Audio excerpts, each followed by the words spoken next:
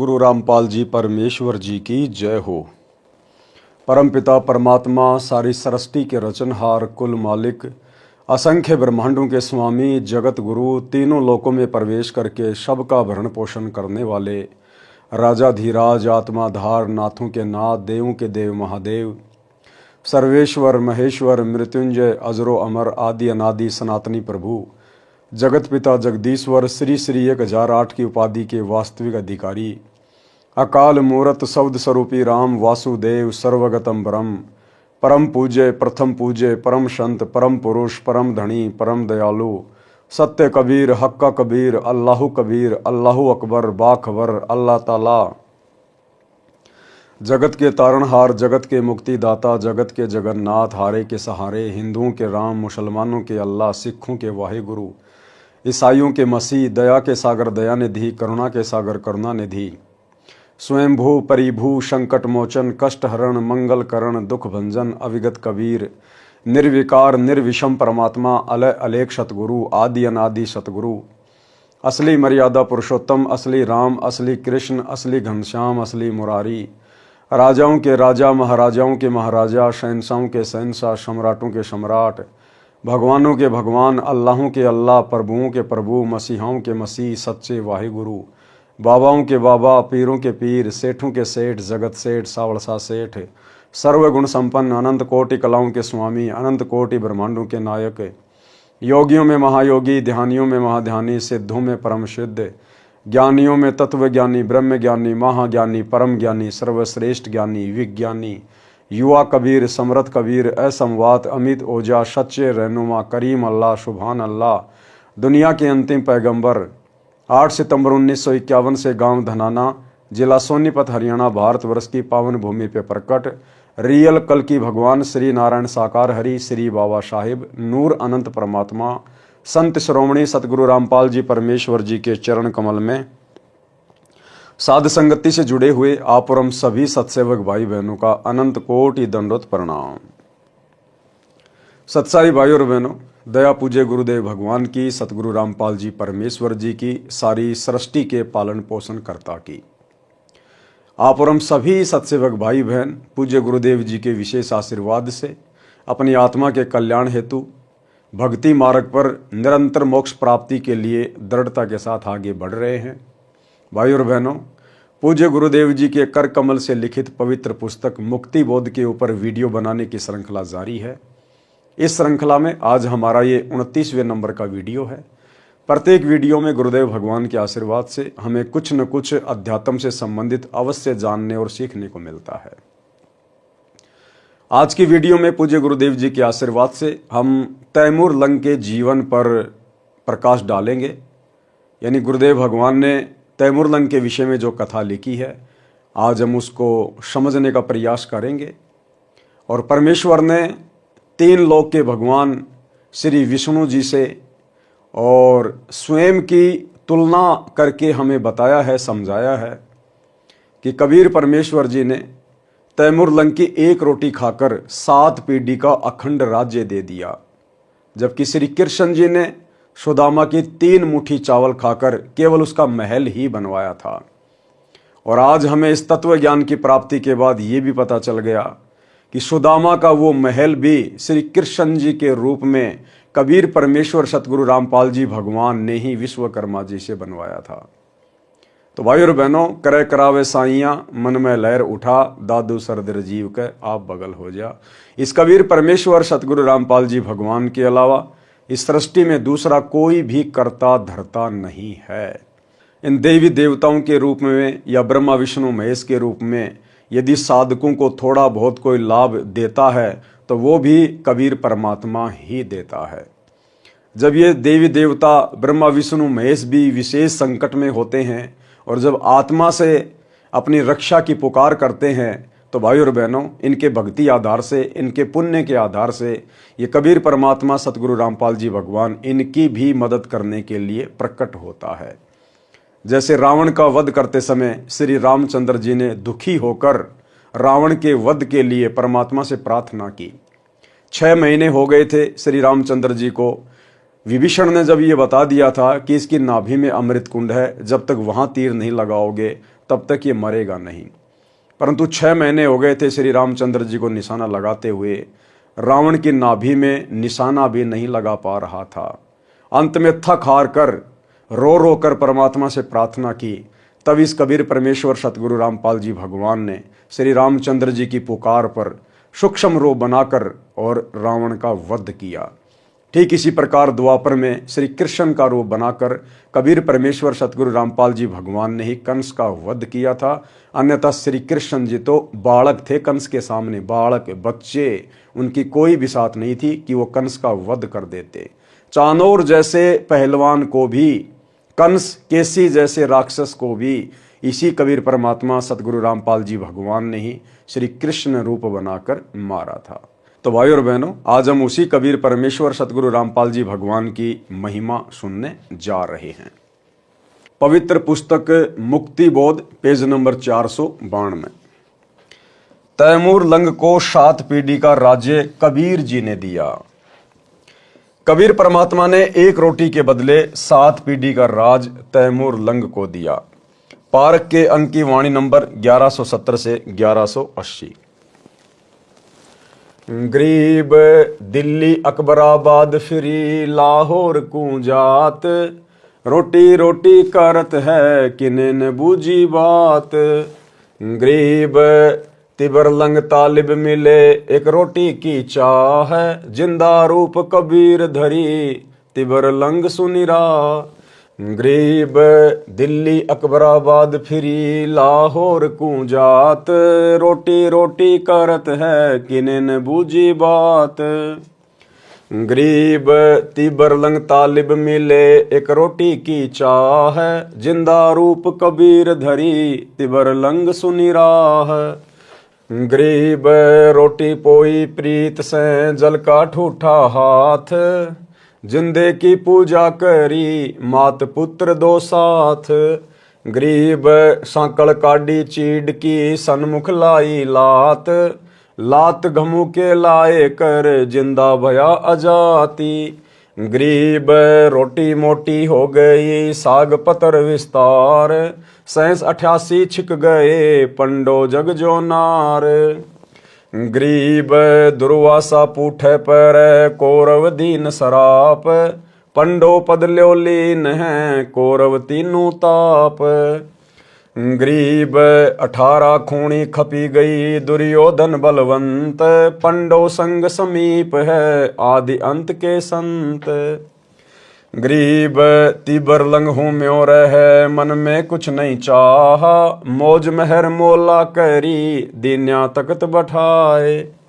गरीब हिंद जिंद सब ही दई सेत बंद लग सीर, गड़गजनी ताबे करी जिंदा इसम कबीर। गरीब 7 सही सड़नी सली पीछे डिगमग ख्याल, औरंगजेब और तिबर लंग इन पर नजर निहाल। गरीब अगले सतगुरु शेर थे पिछले जम्बुक गीद, या में भिन्न भाती हैं देखी दीद बरदीद। पारक के अंक की वाणी नंबर 1170 से 1180 का सरलार्थ। परमेश्वर कबीर जी एक जिंदा बाबा का वेश बनाकर पृथ्वी के ऊपर धार्मिकता देखना चाहते थे। वैसे तो परमात्मा कबीर जी अंतर्यामी हैं, फिर भी संसार भाव बरतते हैं। जिंदा बाबा के वेश में कई शहरों गांवों में गए, 1 रोटी मांगते रहे। अन्न का अभाव रहता था, बारिश पर खेती निर्भर थी, जिस कारण से अधिकतर व्यक्तियों का निर्वाह कठिनता से चलता था। जब परमात्मा चलते चलते उस नगर में आए जिसमें तैमूर लंग मुसलमान लोहार अपनी माता के साथ रहता था। तैमूर के पिता की मृत्यु हो चुकी थी। तैमूर 18 वर्ष की आयु का था। निर्धनता कमाल की थी। कभी भोजन खाने को मिलता, कई बार एक समय का भोजन ही नसीब होता था। तैमूर लंग की माताजी बहुत धार्मिक स्त्री थी। कोई भी यात्री, साधु या सामान्य व्यक्ति द्वार पर आता तो उसे खाने के लिए अवश्य आग्रह करती थी। स्वयं भूखी रह जाती थी। रास्ते चलते व्यक्ति को अवश्य भोजन करवाती थी। जिस दिन परमात्मा जिंदा रूप में परीक्षा के उद्देश्य से आए, उस दिन केवल 1 रोटी का आटा बचा था। तैमूर लंग को भोजन खिला दिया था, स्वयं भी खा लिया था। शाम के लिए केवल एक रोटी का आटा शेष था। तैमूर लंग अमीर व्यक्तियों की भेड़ बकरियों को चराने के लिए जंगल में प्रतिदिन ले जाया करता। वह किराए का पाड़ी था। धनी लोग उसे अन्न देते थे। निर्धनता के कारण तैमूर लंग एक लोहार के ऐरण पर शाम को बकरी भेड़ गांव लाने के बाद घण की चोट लगाने की दिहाड़ी करता था, यानी मजदूरी करता था। उससे भी अन्न मिलता था। जिस दिन परमात्मा तैमूर लंग को जंगल में मिले, उस दिन भी तैमूर लंग प्रतिदिन की तरह भेड़ बकरियां चराने जंगल में गांव के साथ ही गया हुआ था। जब परमात्मा तैमूर लंग को मिले तथा रोटी मांगी तो तैमूर लंग खाना खा चुका था। तैमूर लंग ने कहा कि महाराज आप बैठो, मेरी भेड़ बकरियों का ध्यान रखना कि कहीं कोई गुम ना हो जाए। मैं निर्धन हूं, भाड़े पर बकरियां तथा भेड़ों को चराता हूं। मैं घर से रोटी लाता हूं, यहां पास में ही हमारा घर है।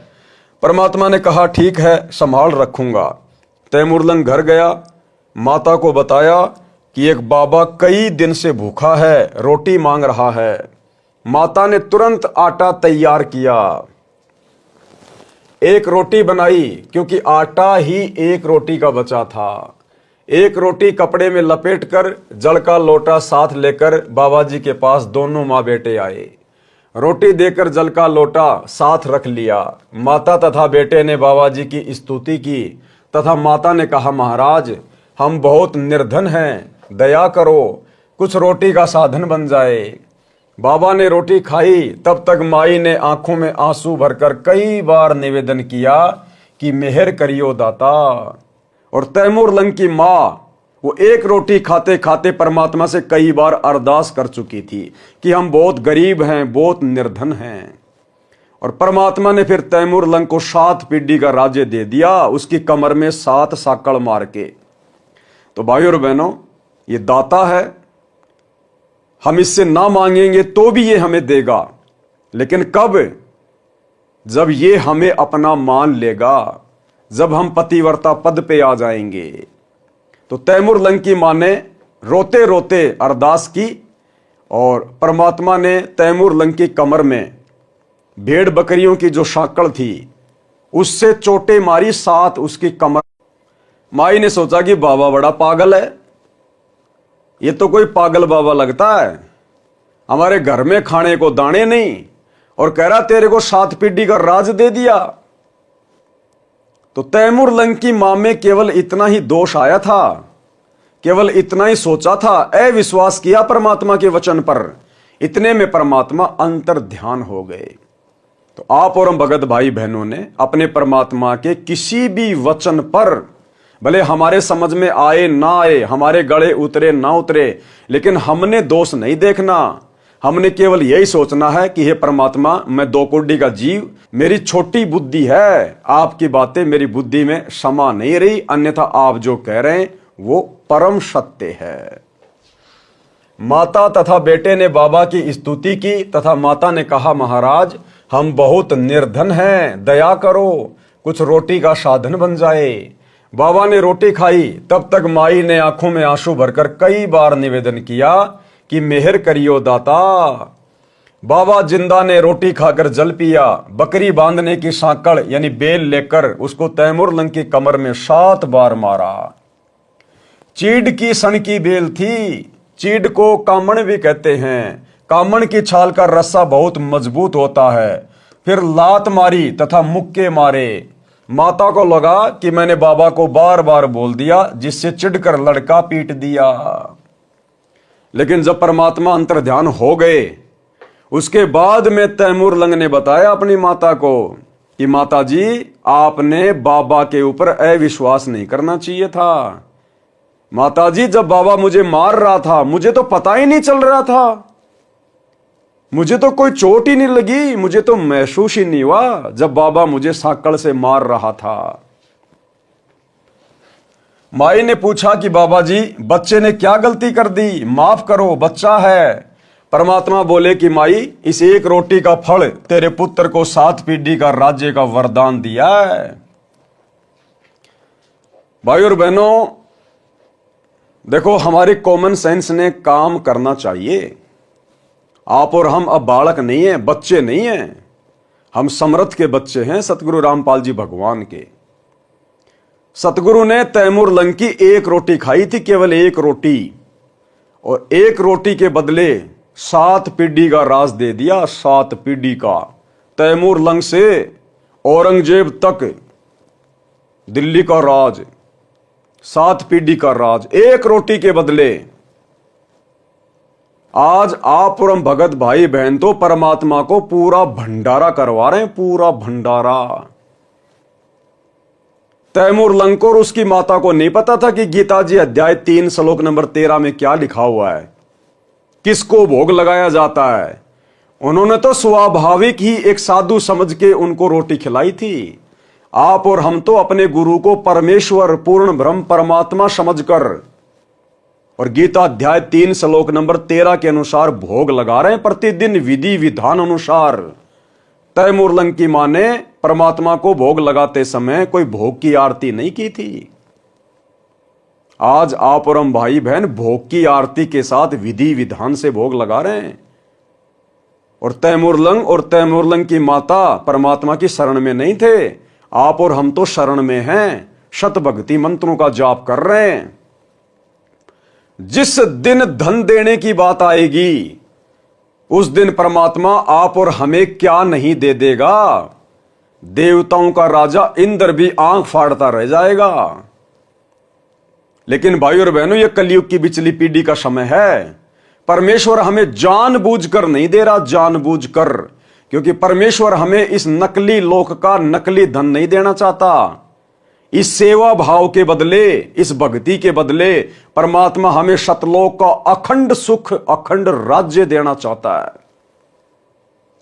अन्यथा जो सेवा बंदगी आप और हम भाई बहन अपने गुरु को परमात्मा मान के कर रहे हैं, उन्हीं के आशीर्वाद से, इसके बदले तो परमात्मा ब्रह्मा विष्णु महेश के राज्य जैसे असंख्य राज्य हमें दान में दे सकता है, भीख में दे सकता है। यह परमात्मा आप और हमारे भक्ति भाव से परमात्मा इतना प्रसन्न है, जो कलयुग की बिचली पीढ़ी में हमने गुरु रूप में परमेश्वर को पहचान लिया, घर घर आश्रम बना दिए, प्रतिदिन परमात्मा को भोग लग रहा है। क्या नहीं दे दे परमात्मा। तो जो भाई बहन थोड़ी बहुत निर्धनता की हालत में है, गरीबी की हालत में है, अपने मन में कभी दोष भी मत लेके आना सम्मन की तरह। काश मेरे पास में धन होता, काश मैं भी अमीर होता, बढ़िया परमात्मा का बेड लाता, बढ़िया परमात्मा को भोग लगाता। इस प्रकार की कोई कामना भी मत करना अपने मन में। जैसा है वैसा करते रहो, बस अपने भाव शुद्ध रखो। साधु भूखा भाव का, धन का भूखा नहीं। और फिर आने वाले समय में जब वो ठीक का समय आएगा, परमात्मा उचित समझेगा, हमें परमात्मा यहां के भी सर्व सुख देगा, सर्व सुख, और अंत में मोक्ष भी देगा।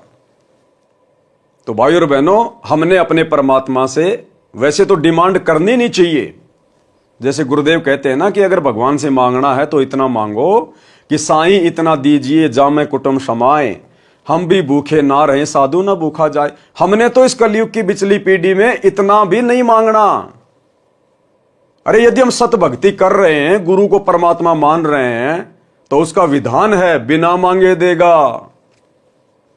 यदि हम तीनों समय की आरती विधि विधान से कर रहे हैं, गुरु को इष्ट मान के कर रहे हैं, हाथ में भक्ति बोध लेकर उनके सामने खड़े होके कर रहे हैं, तो भक्ति बोध में हम अपने परमात्मा से रोजाना मांगते ही तो हैं।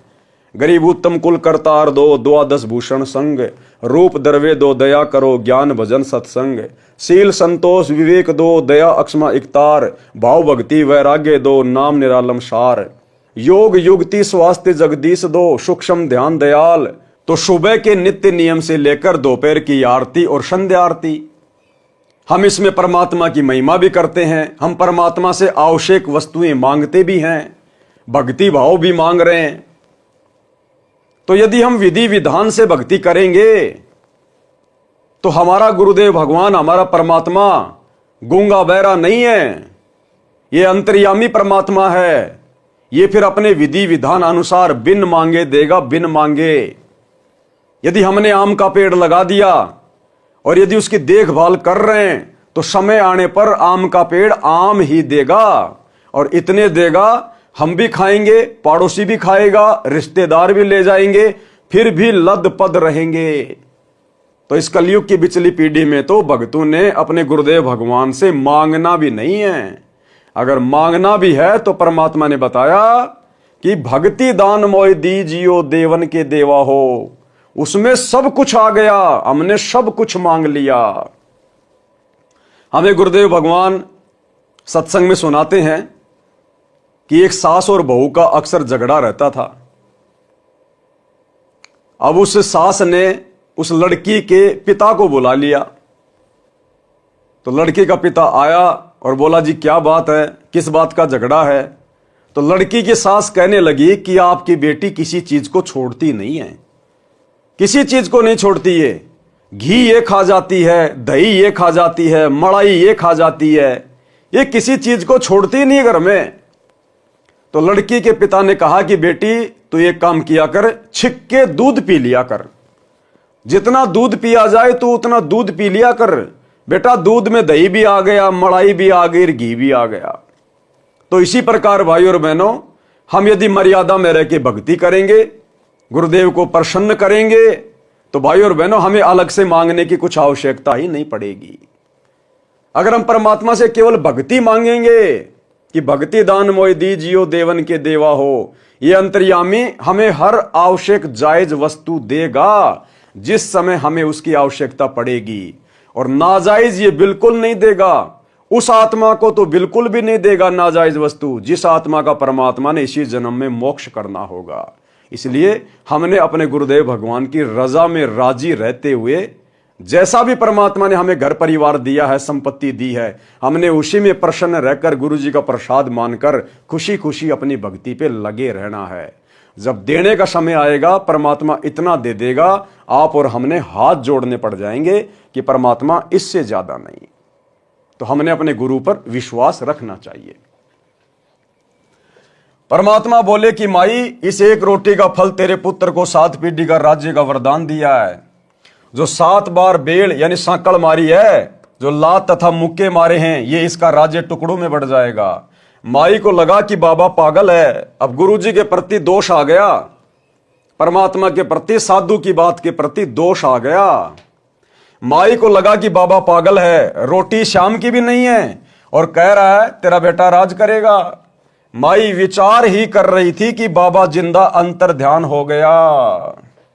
तो आज गुरुदेव भगवान हमें जो जो बातें बता रहे हैं, हमने प्रत्येक बात को पत्थर की लकीर समझ लेना चाहिए। साध वचन पलटे नहीं, चाहे पलट जाए ब्रह्मांड। कि बच्चों, अगर मर्यादा में रहकर अंतिम श्वास तक भक्ति करते रहे तो इसी जन्म में तुम्हारा मोक्ष पक्का है। तो यह सतगुरु का वचन है। यदि हम सतगुरु की मर्यादा के अनुसार भक्ति करते रहे तो सतगुरु का वचन निष्फल नहीं हो सकता। हमारा अगला कदम सतलोक में ही होगा। कुछ दिन के पश्चात गांव की एक जवान लड़की को राजा के सिपाही उठाने की कोशिश कर रहे थे। वे राजा के लिए विलास करने के लिए ले जाना चाहते थे। तैमूर लंग दौड़ा दौड़ा गया, सिपाहियों को लाठी से पीटने लगा, कहने लगा कि हमारी बहन हमारी इज्जत है, दुष्ट लोगों चले जाओ। परंतु वे 4-5 थे, घोड़े 7 थे। उन्होंने तैमूर लंग को बहुत पीटा, मरा हुआ समझकर छोड़ दिया और लड़की को उठा ले गए। तैमूर लंग होश में आया। गांव में चर्चा चली कि तैमूर लंग ने बहादुरी का काम गांव की इज्जत के लिए किया। अपनी जान के साथ खेलकर गांव की इज्जत बचानी चाहिए। गांव के प्रत्येक व्यक्ति की हमदर्दी का पात्र बन गया। ये भी कोई परमात्मा की रजा थी उसके ऊपर। एक रात्रि को शौपन में बाबा जिंदा तैमूर लंग को दिखाई दिया और बोला कि जिस लुहार के एरण पर शाम को नौकरी करता है उसके नीचे खजाना है, तू उस स्थान को मोल ले ले। मैं उस लुहार के मन में बेचने की प्रेरणा कर दूंगा। करय करावे साइयां मन में लहर उठा। जब परमात्मा ने अपने भगत के लिए कुछ करना होता है तो दोनों तरफ परमात्मा ही प्रेरणा करता है, सारे रास्ते खुल जाते हैं। मैं उस लोहार के मन में बेचने की प्रेरणा कर दूंगा, 2 महीने की उधार कह देना। तैमूर लंग ने अपना सपना अपनी माता जी को बताया। जो जो बात परमात्मा से हुई थी माता जी को बताई। माता जी ने कहा, बेटा बाबा जी मुझे भी आज रात्रि में स्वप्न में दिखाई दिए थे, कुछ कह रहे थे, मुझे स्पष्ट नहीं सुनाई दिया। माता ने कहा कि बाबा जी की बात सच्ची है तो बेटा धन्य हो जाएंगे, तू जा ऐरण वाले से बात कर। ऐरण वाले के मन में कई दिन से प्रबल प्रेरणा हो रही थी कि ये स्थान कम पड़ गया है, मेरी दूसरी जगह जमीन बड़ी है, इसे कोई उधार भी ले ले तो दे दूंगा, मैं अपने बड़े प्लाट में ऐरण लगा लूंगा। तैमूर लंग ऐरण वाले मालिक के पास गया और वर्तमान ऐरण वाली जगह को उधार लेने की प्रार्थना की। ऐरण वाला बोला कि बात पक्की करना, जो समय रुपए देने का रखा जाएगा उस समय रुपए देने होंगे। तैमूर लंग ने कहा कि 2-3 महीने में रुपए दे दूंगा। ऐरण वाला तो 1 वर्ष तक उधार पर देने को तैयार था। बात पक्की हो गई। तीसरे दिन ऐरण वाली जगह खाली कर दी गई। तैमूर लंग ने अपनी माताजी के सहयोग से उस जगह की मिट्टी के डलों की 4 दीवारी बनाई, वहां पर झोपड़ी डाल ली। रात्रि में खुदाई की तो खजाना मिला। ऐरण वाला पुराना ऐरण भी उसे दे गया, उसे कुछ रुपए ले लिए, स्वयं नया ऐरण ले आया। परमात्मा स्वप्न में फिर तैमूर लंग को दिखाई दिए तथा कहा कि बेटा खजाने से थोड़ा थोड़ा धन निकालना, उससे 1-2 घोड़ा लेना, उन्हें महंगे सस्ते लाभ हानि में जैसे भी बिके बेच देना, फिर कई घोड़े लाना, उन्हें बेच आना। जनता समझेगी कि तैमूर लंग का व्यापार अच्छा चल गया। तैमूर लंग ने वैसे ही किया। 6 महीने में अलग से जमीन मोल ले ली। पहले भेड़ बकरियां खरीदी, बेची, फिर सैकड़ों घोड़े वहां बांध लिए, उन्हें बेचने ले जाता और ले आता। गांव के नौजवान लड़के नौकर रख लिए, बड़ा मकान बना लिया। तैमूर लंग को वह घटना रह रहकर कचोट रही थी कि यदि मैं राजा बन गया तो सबसे पहले उस अपराधी बेशरम राजा को मारूंगा जिसने मेरे गांव की इज्जत लूटी थी। जवान लड़की को उसके सैनिक बलपूर्वक उठाकर ले गए थे। अब तैमूर लंग के साथ धन था, जंगल में वर्कशॉप बनाई, लोहार कारीगर था, स्वयं तलवार बनाने लगा। गांव के नौजवान व्यक्तियों को अपना उद्देश्य बताया कि उस राजा को सबक सिखाना है जिसने अपने गांव की बेटी की इज्जत लूटी है। मैं सेना तैयार करूंगा, जो सेना में भर्ती होना चाहे उसे 1 रुपया तनख्वाह दूंगा। अब उस समय 1 रुपया बहुत होता था भाई और बहनों, बहुत ज्यादा। 1 रुपए में तो 1 भैंस आ जाती थी उस समय, 1 भैंस। मैं सेना तैयार करूंगा, जो सेना में भर्ती होना चाहे उसे 1 रुपया तनख्वाह में दूंगा। उस समय 1 रुपया चांदी का बहुत होता था। जवान लड़के सैकड़ों तैयार हो गए, वे अपने रिश्तेदारों को ले आए। इस प्रकार बड़ी सेना तैयार की, लोहार कारीगर तनख्वाह पर रखे, तलवार ढाल तैयार करके उस राजा पर धावा बोल दिया, उसे अपने अधीन कर लिया, उसका राज्य छीन लिया। उसको मारा नहीं, अलग गांव में भेज दिया, उसके निर्वाह के लिए महीना देने लगा। धीरे धीरे तैमूर लंग ने इराक, ईरान, तुर्किस्तान पर कब्जा कर लिया, फिर भारत पर भी अपना शासन जमा लिया। दिल्ली के राजा ने उसकी पराधीनता यानी गुलामी स्वीकार नहीं की, उसे मार भगाया। उसके स्थान पर बरेली के नवाब को दिल्ली का वायसराय बना दिया, जो तैमूर लंग का गुलाम रहा। उसे प्रति 6 महीने फसल कटने पर कर देकर आता था। तैमूर लंग की मृत्यु के पश्चात दिल्ली के वायसराय ने कर देना बंद कर दिया, स्वयं स्वतंत्र शासक बन गया। तैमूर लंग का पुत्र दिल्ली का राज्य लेना चाहता था तो उसे नहीं दिया। बाबर तैमूर लंग का तीसरा पोता था। उसने बार बार युद्ध करके अप्रैल सन 1526 में भारत का राज्य प्राप्त कर लिया। अब भाइयों और बहनों, इतिहास की ये गूढ़ बातें कि तैमूर लंग ने एक बरेली के वायसराय को दिल्ली की गद्दी पे बैठाया और तैमूर लंग के मरने के बाद में उस वायसराय ने अपने आप को स्वतंत्र राजा घोषित कर दिया। ये बातें आपको इतिहास में भी देखने और ढूंढने को नहीं मिलेंगी। जो बातें परमेश्वर जी अपने कर कमल से लिख रहे हैं, क्योंकि तैमूर लंग को 7 पीढ़ी का राज्य देने वाला कोई और नहीं था, स्वयं सतगुरु रामपाल जी भगवान थे। इनसे भला क्या छुपा हुआ है। उसने बार बार युद्ध करके अप्रैल 1526 में भारत का राज्य प्राप्त कर लिया। बाबर का पुत्र हुमायूं था, हुमायूं का अकबर, अकबर का जहांगीर, जहांगीर का शाहजहां, शाहजहां का पुत्र औरंगजेब हुआ। 7 पीढ़ियों ने भारत पर राज्य किया। इतिहास गवाह है, फिर औरंगजेब के बाद राज्य टुकड़ों में बट गया। अन्नदेव की आरती में भी संत गरीबदास जी ने कहा है कि रोटी तैमूर लंग को दीनी, यानी तैमूर लंग ने परमात्मा को एक रोटी खिलाई थी, ताते 7 पादशाही लीनी, उसके बदले 7 पीढ़ी का राज दे दिया परमात्मा ने, 7 पीढ़ी का राज। और आज हम अपने गुरु को इष्ट मानकर जो घर घर में उन्हें भोग लगा रहे हैं, हमें परमात्मा सदा का राज्य देगा, सदा का। यहां की 7 पीढ़ियों का राज्य तो सतलोक के राज्य के आगे कुछ भी नहीं है, गंध है, गंध। आज हम जिस विधि विधान से परमेश्वर को प्रसन्न करने में लगे हुए हैं, हमें परमात्मा अखंड राज्य देगा, सतलोक का अखंड राज्य।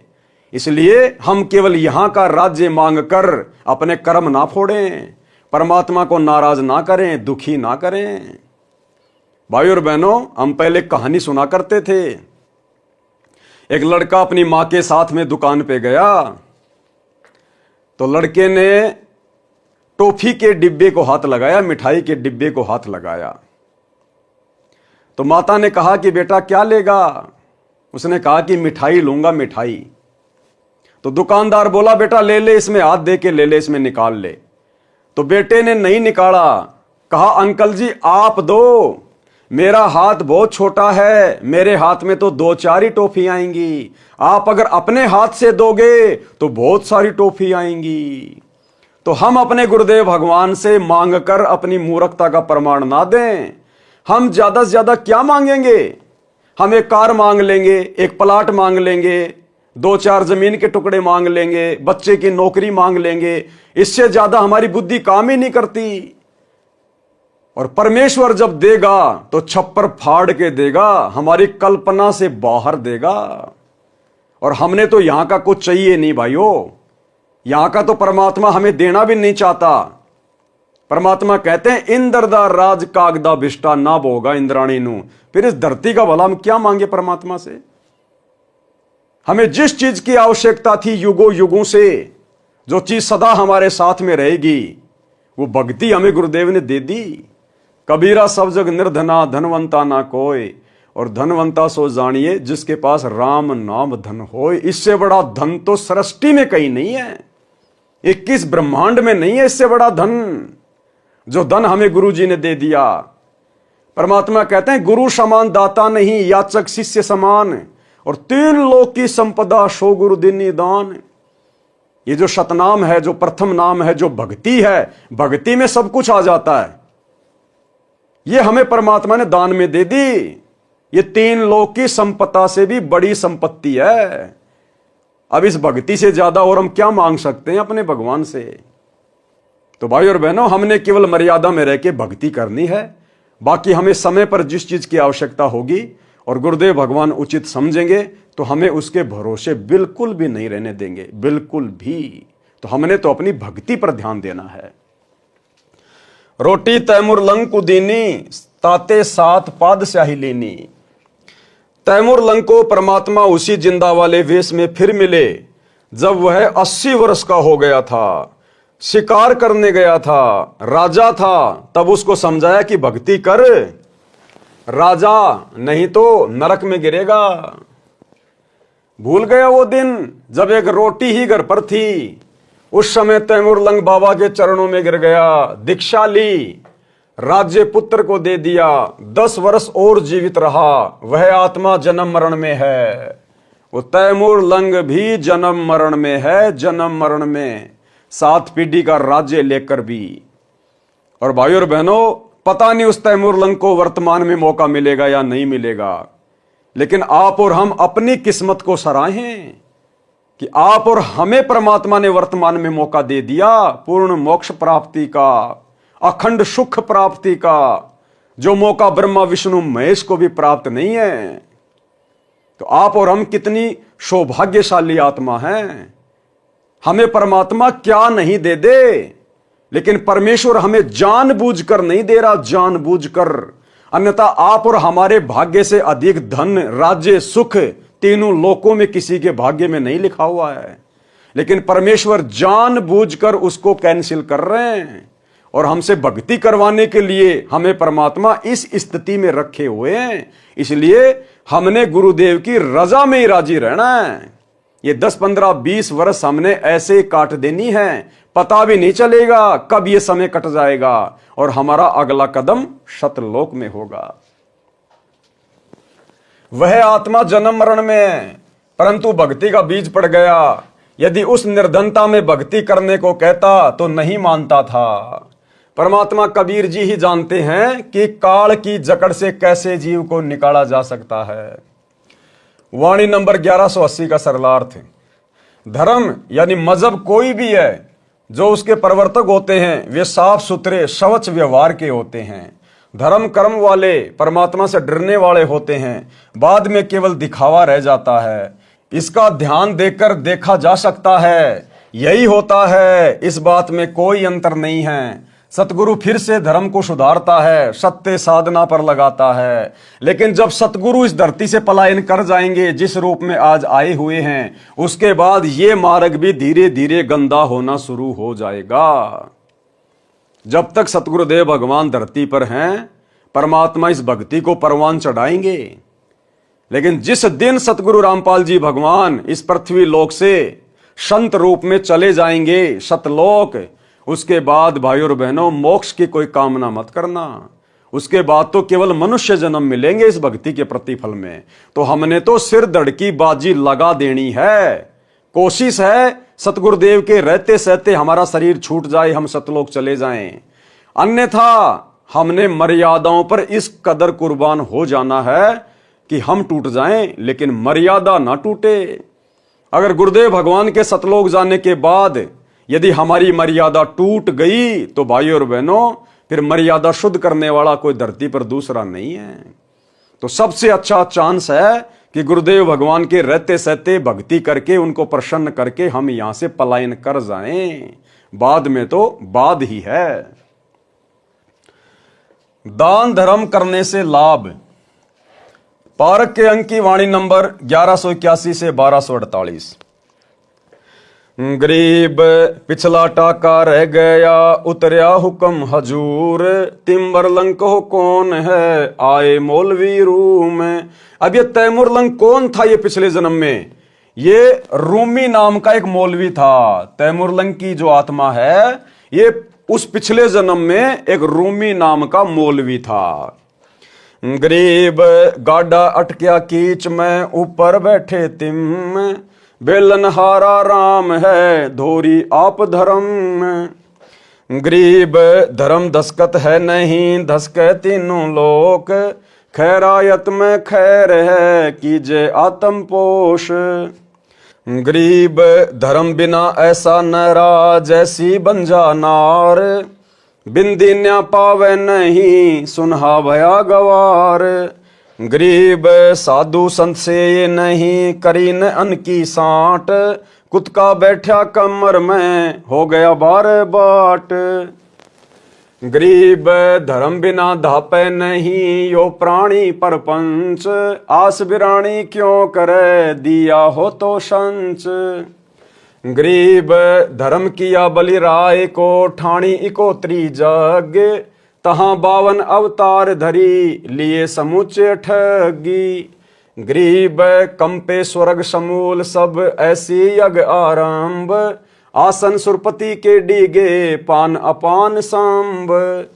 गरीब हवन किए हरिहेत से, जप तप संयम साध, बलि के 52 आईया, देखा अगम अगाध।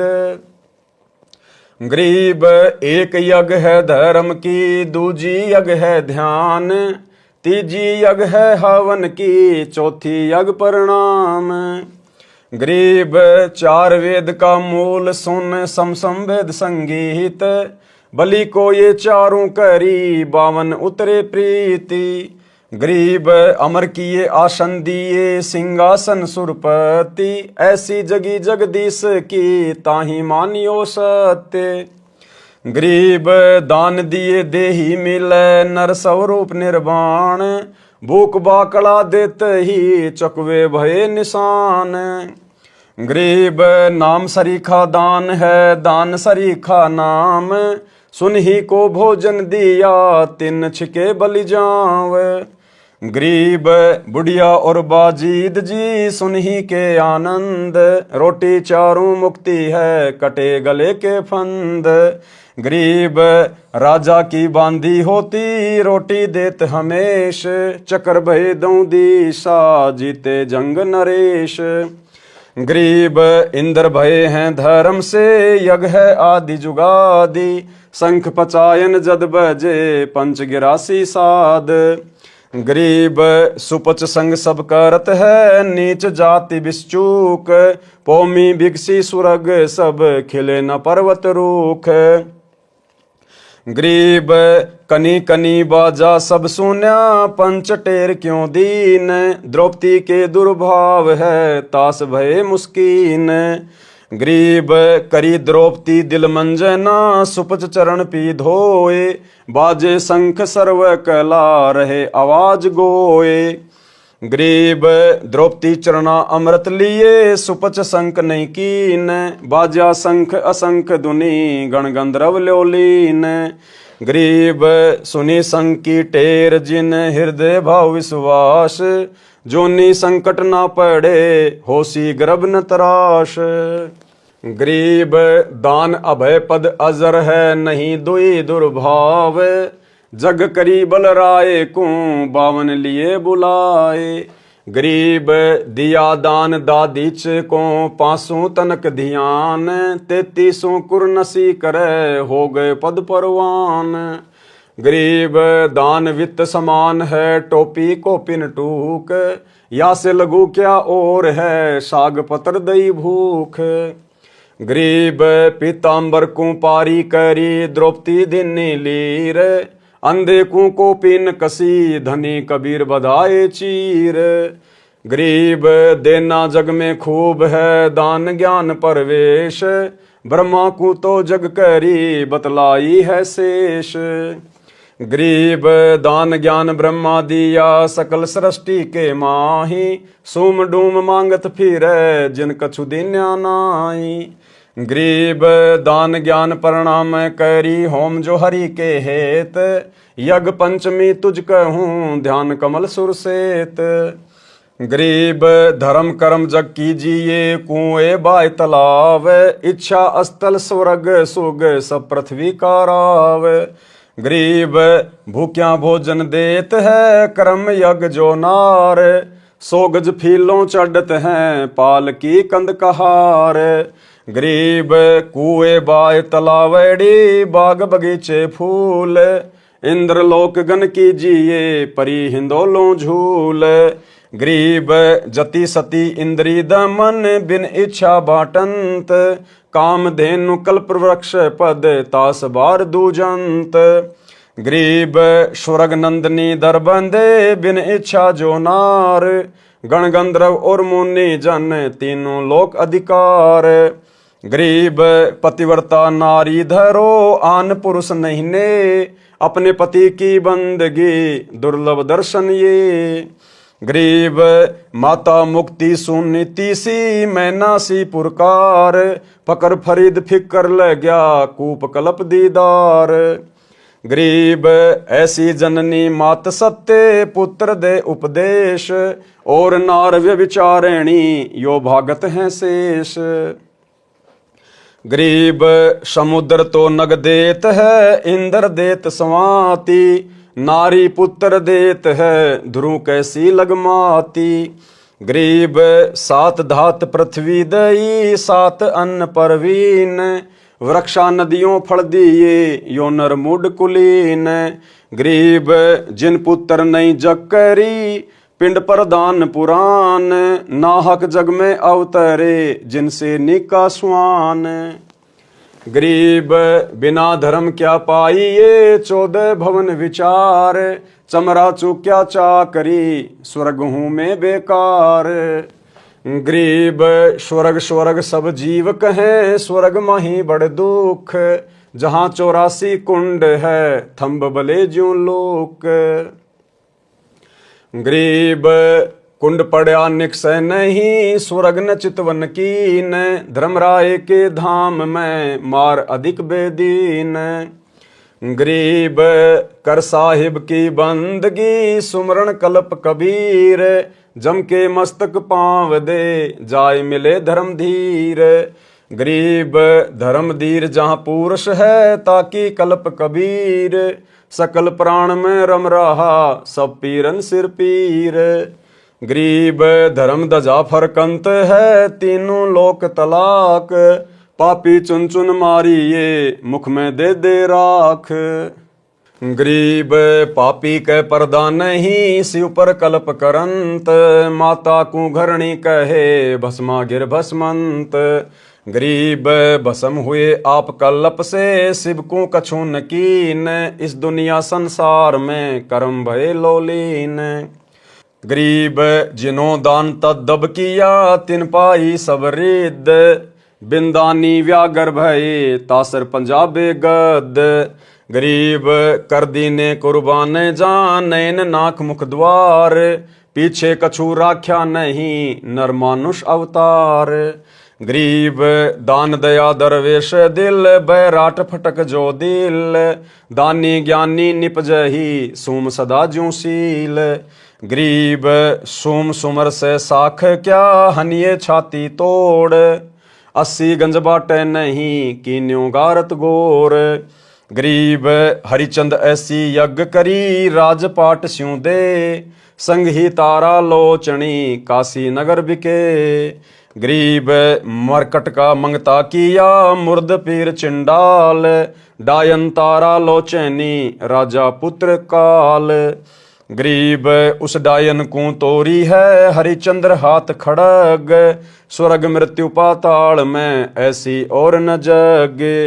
गरीब मोर ध्वज मेला किया, जग आए जगदीश, ताम्र ध्वज आराधर्या, अर्पण की न्याशीष।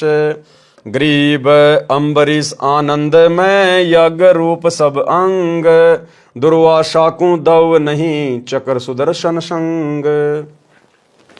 गरीब राजा अधिक पुरूरवा, होमी दई जिंदे, 3 लोक साका भया, अमर अभय पद ने।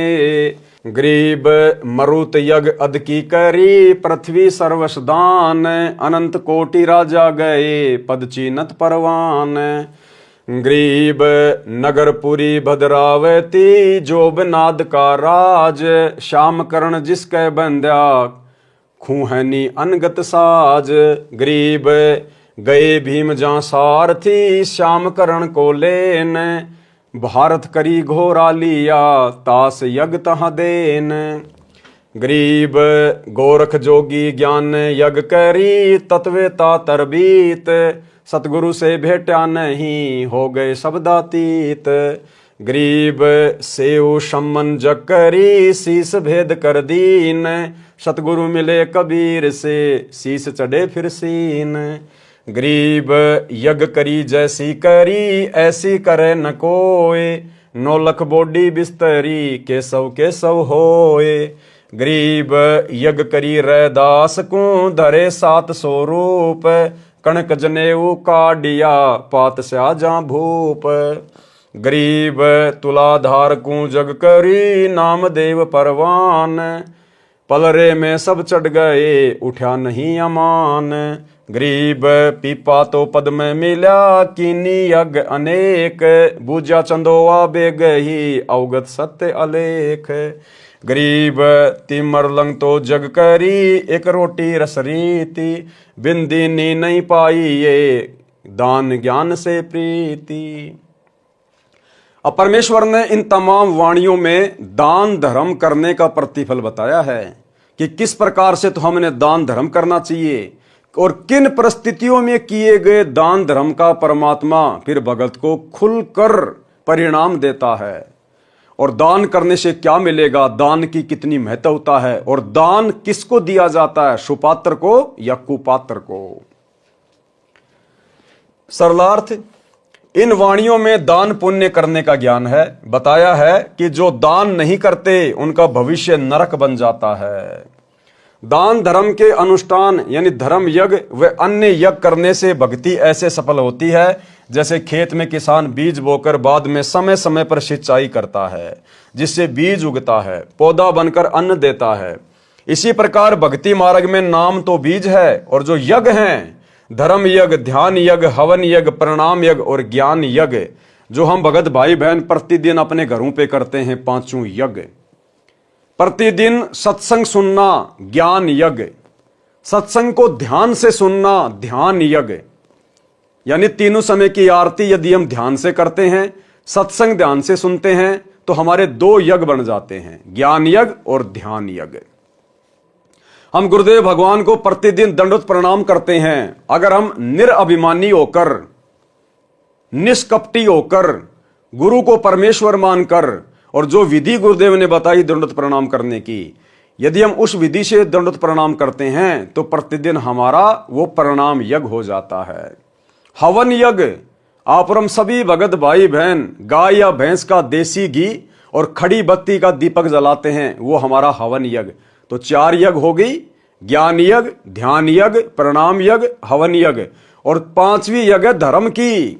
हम सभी भगत भाई बहन आज अपने गुरुदेव भगवान की गैर हाजिरी में प्रतिदिन अपने गुरुदेव भगवान को घर पर भोग लगा रहे हैं। ये हमारा सबसे बड़ा धर्म यज्ञ है। इसके उपरांत यदि साथ संगति में कोई सेवा चलती है, सभी भाई बहन मिलकर अपने सामर्थ्य के अनुसार सहयोग करते हैं, वो भी हमारा धर्म यज्ञ में गिना जाता है। और जब हमारे गुरुदेव भगवान हमारे समक्ष होंगे, उस समय हम सभी भगत भाई बहन अपने सामर्थ्य से बढ़कर उनके चरणों में अपने आत्म कल्याण के लिए दान धर्म करेंगे, फिर वो हमारा धर्म यज्ञ होगा। आपके घर पर कोई भगत भाई बहन आ गए, आपने उनको प्रेम से भोजन भंडारा करवा दिया, वो आपका धर्म यज्ञ हो गया। कहीं साथ संगति है, कहीं समागम है, वहां पर आपने अपना सहयोग कर दिया, आटा, दाल, चावल, चीनी, कुछ भी, वो आपका धर्म यज्ञ हो गया। लेकिन वो जगह सही होनी चाहिए। जैसे आज वर्तमान में हमारे गुरुदेव भगवान इसार जेल में बैठे हुए हैं, और यदि हम उन आश्रमों में जा जाके और जो दान धर्म का पैसा अपने गुरुजी को देना चाहिए, सुपात्र को देना चाहिए, ज्योति पाठ और दान का पैसा, वो यदि हम गुरु की गैर हाजिरी में किसी थर्ड पर्सन को देते हैं, किसी भगत को देते हैं, तो भाई और बहनों, वो कुपात्र को दिया गया दान माना जाता है, कुपात्र को। इसलिए हम भगत भाई बहनों ने वर्तमान कलयुग की बिचली पीढ़ी में केवल राजा जनक की तरह भावनाओं में बहकर अपनी भक्ति का सत्यानाश नहीं करना। आज यदि हम अपने गुरुदेव के हाथों में दान धर्म नहीं कर पा रहे हैं, तो इस बात का तो गुरुदेव को भी पता है कि जेल में आके थोड़े ना देंगे, और जेल में इनसे ज्योति पाठ का पैसा लेके मैं क्या करूंगा। तो आज तो हमारे सामने ऐसी विशेष परिस्थितियां पैदा हो रखी हैं, तो ऐसी परिस्थितियों में यदि हम दान धर्म नहीं कर पाते हैं तो हमें दोष नहीं लगता। ऐसी परिस्थितियों में हम ज्ञान को आधार बनाकर मर्यादा में रहकर भक्ति करें। अन्यथा साधु भूखा भाव का, धन का भूखा नहीं।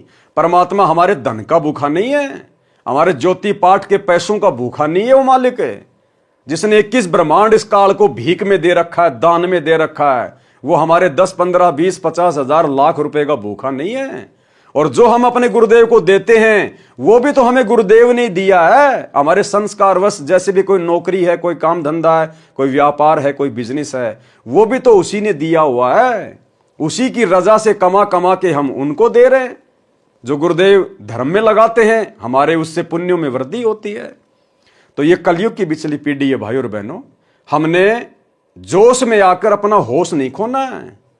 भगत ने दान धर्म करना है, लेकिन करना किसको? सुपात्र को। सुपात्र कौन? केवल सतगुरु रामपाल जी भगवान। तो हमने अपने गुरुदेव का इंतजार करना चाहिए। और जिन जिन लोगों ने इन आश्रमों में जाके कुपात्रों को, इन कोऑर्डिनेटरों को, गुरु जी के परिवार को जो दान धर्म दिया है, आप सबकी आंखों के सामने उन कुपात्रों ने आपके दान धर्म का जमकर दुरुपयोग किया है। क्योंकि भाई और बहनों, परमात्मा की वाणी कभी झूठ नहीं हो सकती कि सुपात्र को दिया गया दान फलेगा, कुपात्र को दिया हुआ नहीं फलेगा। तो संगत ने तो इन आश्रमों में कुपात्रों को दे दिया और उन कुपात्रों ने फिर आपके पैसों का दुरुपयोग किया। धनाना गांव में करोड़ों रुपये का बैडमिंटन का स्टेडियम बना दिया, गया पैसा पानी में। धनाना आश्रम में 200 एकड़ जमीन में बहुत बड़े हॉस्पिटल का काम शुरू कर दिया, गया करोड़ों रुपया पानी में। हरियाणा के जाट आरक्षण में करोड़ों रुपया दे दिया उन अपने समाज वालों को चंदे के रूप में, गया करोड़ों रुपया पानी में। गैंगस्टर आनंदपाल सिंह की सीबीआई जांच के लिए 5 लाख रुपया राजपूत करनी सेना को दे दिया, गया भक्तों का दान पानी में। हरियाणा के गोहाना जाट महासभा का 5वां फ्लोर गुरुजी का बड़ा लड़का बनवा रहा है 1 करोड़ की लागत से, गया करोड़ों रुपया पानी में। गांव वालों के लिए रोडें बना दी, बसें चला दी, एम्बुलेंस चला दी, आश्रम में दुनिया भर के पाखंड शुरू कर दिए, राजनीति में पैर फंसा लिया, गया भक्तों का दान धर्म पानी में। तो परमात्मा का वचन झूठ नहीं हो सकता। इसलिए अगर आपने दान धर्म भी करना है तो योग्य जगह देखो कि आपके दान धर्म का क्या किया जाएगा, कहीं आपके कर्म तो नहीं फोड़े जाएंगे। अन्यथा आपने अपने गुरुजी के आने का इंतजार करना चाहिए। आप कितने बड़े अरबपति हैं, खरबपति हैं, उस समय अपने गुरुजी को देना दिल खोल के। उनकी गैर हाजिरी में कुपात्रों को देके अपने कर्म मत फोड़ो। ये परीक्षा का समय है। परमात्मा हर पॉइंट पर हमारी परीक्षा लेगा, हर पॉइंट पर, कि मैंने इनको 30 साल से क्या समझाया कि गुरु बिन माला फेरते, गुरु बिन देते दान, गुरु बिन दोनों निष्फल है, चाहे पूछो वेद पुराण। एक भगत जी ने कहा कि वाणी तो ये कह रही है कि गुरु बनाकर दान देना चाहिए, तो हमने तो सतगुरु रामपाल जी को अपना गुरु बना रखा, उसके बाद आश्रमों में दान दे रहे हैं। भैया अच्छी बात है, लेकिन गुरु ने यह कब कहा कि गुरु बनाने के बाद फिर तुम कुपात्रों को आंख बंद करके दान दे दो? आपने तो गुरु बना लिया ना, तो रोड के ऊपर जो भिखारी रहते हैं उनको भी दे दो दान। क्यों नहीं देते उन भिखारियों को आप 4 रुपए, 5 रुपए, 10 रुपए? आपको पता है कि अगर ये मेरे पैसे का दुरुपयोग करेगा तो मुझे सजा भोगनी पड़ेगी। क्यों भैया, आपने तो गुरु बना रखा ना, दे दो भिखारी को दान। ठीक इसी प्रकार गुरु बनाने के बाद भी ये देखा जाता है कि सामने वाला सुपात्र है या कुपात्र है, आंख बंद करके दान नहीं दिया जाता। तो 90% संगत ने गुरुजी की गैर हाजिरी में इस परीक्षा के समय में ज्ञान को आधार ना बनाकर अपने जमकर कर्म फोड़ लिए हैं। इसी प्रकार भक्ति मार्ग में नाम तो बीज है, और जो यज्ञ हैं 5 यज्ञ, धर्म यज्ञ, ध्यान यज्ञ, हवन यज्ञ, प्रणाम यज्ञ और ज्ञान यज्ञ सिंचाई का कार्य करती हैं। यदि दीक्षा लेकर यज्ञ नहीं की तो भक्ति सफल नहीं होती। पारक के अंक की वाणी नंबर 1209 में 5 यज्ञ बताई हैं। अब ये 5 यज्ञ करने के लिए भाई और बहनों हमें किसी आश्रम में जाने की जरूरत नहीं है। यदि हमारे गुरुदेव आश्रम में हैं तो हम लाख बार जाएं, लेकिन जैसे वर्तमान समय 2024 गुरुदेव हिसार जेल में बैठे हैं, हमने ये 5 यज्ञ करने के लिए किसी आश्रम में जाकर धक्के खाने की जरूरत नहीं है। गुरुदेव ने अनेक बार सत्संगों में समझाया कि जिस दिन घर घर में 5 यज्ञ शुरू हो जाएंगी, घर घर में, आश्रम में नहीं, जिस दिन इस ज्ञान को समझकर पुण्यात्माएं घर घर में 5 यज्ञ शुरू कर देंगे, इस धरती पर सतयुग जैसा माहौल हो जाएगा, सतयुग जैसा। गुरुदेव ने घर पर 5 यज्ञ करने का आदेश दिया है। अरे हम नाम दीक्षा लेते हैं, हमें गुरुदेव का फोटो मिलता है, हमारे को घर पर गाय या भैंस के घी का खड़ी बत्ती वाला दीपक जलाने के लिए कहा जाता है, दंडोत करने के लिए कहा जाता है। कहां पे? अपने घर पे। हमें प्रतिदिन 5 यज्ञ करने का आदेश दिया जाता है ना। तो आश्रम में हम कितनी बार जाते हैं? महीने में 1 बार या 2 बार। तो क्या घर पे 5 यज्ञ ना करें? अगर हम घर पे 5 यज्ञ करेंगे तो क्या हमारी यज्ञ सफल नहीं होगी? हमें तो गुरुजी ने रोजाना 5 यज्ञ करने का आदेश दिया ना, तो रोजाना तो हम आश्रम में जाके कर नहीं सकते, रोज तो हम आश्रम में जा नहीं सकते, तो हमने अपने घर पे 5 यज्ञ करने पड़ेंगे ना। तो हम गुरुजी की गैर हाजिरी में क्यों धक्के खाएं, क्यों भटकें, जब 5 यज्ञ हम आसानी से अपने घर पे कर सकते हैं। अरे घर पर शांति से बैठ के सत्संग सुनो, तीनों समय की आरती करो, अपना सुमरण करो, मन लगा के करो, ध्यान से करो। आपकी दो यज्ञ बन गई, ज्ञान यज्ञ और धर्म यज्ञ। सभी भाई बहन परमात्मा की पुस्तकों पर जो वीडियो बन रहे हैं, विशेष संदेश पर जो वीडियो बन रहे हैं, इनको ध्यान से सुनते हैं। हमारे दोनों यज्ञ बन रहे हैं, ज्ञान यज्ञ और ध्यान यज्ञ। अपने गुरुदेव को हम दंडवत प्रणाम करते हैं, अष्ट अंग से दंडवत प्रणामा, संध्या प्रात करो निष्कामा। हमारा जो है वो प्रणाम यज्ञ बन रहा है। अपने घर पर हम रोजाना 24 घंटे देसी घी की जोत जला रहे हैं, हमारा हवन यज्ञ बन रहा है। और अपने गुरुदेव भगवान को रोजाना भंडारा लगा रहे हैं, भोग लगा रहे हैं, भोग की आरती के साथ। इससे बड़ा धर्म यज्ञ और संसार में क्या होगा? तो जो मूर्ख प्राणी होगा, जो गुरुजी की गैर हाजिरी में पांचों यज्ञ करने के लिए आश्रमों में धक्के खाएगा। हाँ, यदि आप पिकनिक मनाने के लिए, टाइम पास के लिए, मनोरंजन के लिए, मन बहलाने के लिए यदि आप आश्रमों में जाते हैं तो आप जियों का स्वागत है। अन्यथा भक्ति तो आप अपने घर पे रह के कर सकते हैं। ये भक्ति जंगल में करने वाली नहीं है, आश्रम में जाके करने वाली नहीं है। ये भक्ति परमात्मा ने हमें घर में रहकर करने वाली दी है, घर में रह के करने वाली। गरीब दान ज्ञान प्रणाम कर, होम जो हरि के हेत। यज्ञ पंचमी तुझ कहूं, ध्यान कमल सुर सेत। अर्थात दान यानी धर्म यज्ञ, ज्ञान यज्ञ, प्रणाम यज्ञ, होम यानी हवन यज्ञ और पांचवा ध्यान यज्ञ।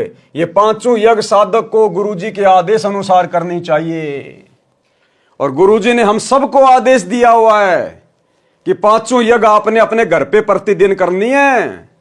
और जिस दिन ये पांचों यज्ञ घर घर शुरू हो जाएगी, इस पृथ्वी का माहौल बदल जाएगा, सतयुग जैसा माहौल हो जाएगा।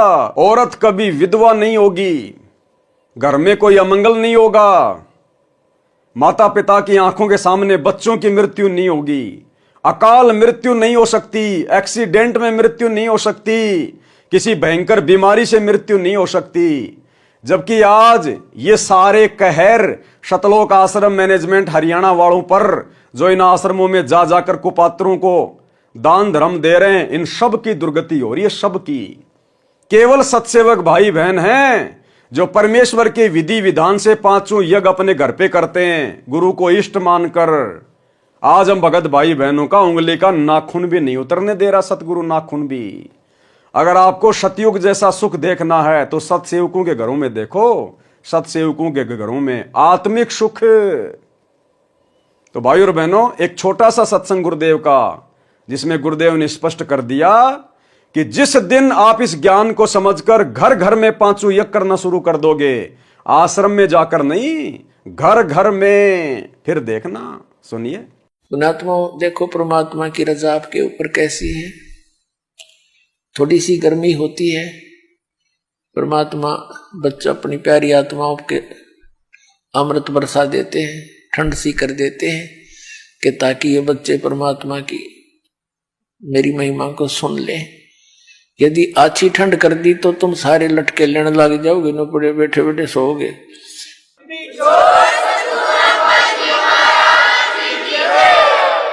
तो जितनी आवश्यकता है उतना ही अपने बच्चों को डोज देंगे। और पुण्यात्माओं, यदि जिसमें पूरा विश्व इस सत भक्ति को स्वीकार करके और अपने अपने घरों में ये पांचों यज्ञ किया करेगा। और पुण्यात्माओं, यदि जिसमें पूरा विश्व इस सत भक्ति को स्वीकार करके और अपने अपने घरों में ये पांचों यज्ञ किया करेगा, फिर देखना। सतयुग में ऐसा होता था, इतने पुण्यकर्मी प्राणी होते थे, यदि कोई 10 व्यक्ति बैठकर और चर्चा कर देते थे कि भगवान वर्षा नहीं हुई, आपके बच्चे दुखी हो गए, उसी समय परमात्मा वर्षा कर देते थे। यानी कोई अभाव सतयुग में नहीं होता था। पिता से पहले पुत्र नहीं मरता था, स्त्री विधवा नहीं होती थी। अपने आत्माओं, जब हमारे कर्म सुधर जाएंगे और जो हम कर्म कर रहे हैं सत भक्ति ये पूरा विश्व करेगा, तो सब वही सतयुग जैसा ही एक बार फिर से वातावरण होगा। तो भाई और बहनों, आप लोगों को यकीन हो जाना चाहिए कि साध संगतियों में जो भी बातें बताई जाती हैं परमात्मा के ज्ञान आधार से ही बताई जाती हैं। जैसे पूर्व की वाणियों में तैमूर लंग को परमात्मा मिले, इसका कारण है कि किसी जन्म में यह आत्मा परमात्मा कबीर जी की शरण में आकर साधना किया करती थी। सुख होने पर काल तुरंत परमात्मा को बुलाता है, सुख होने पर काल तुरंत परमात्मा को बुला देता है। जीव भक्ति भी करता है लेकिन गफलत करता है। गुरु जी के परिवार को बहुत ज्यादा सुख हो गए, बहुत ज्यादा सुख हो गए। आज गुरु जी उनको याद भी नहीं आता।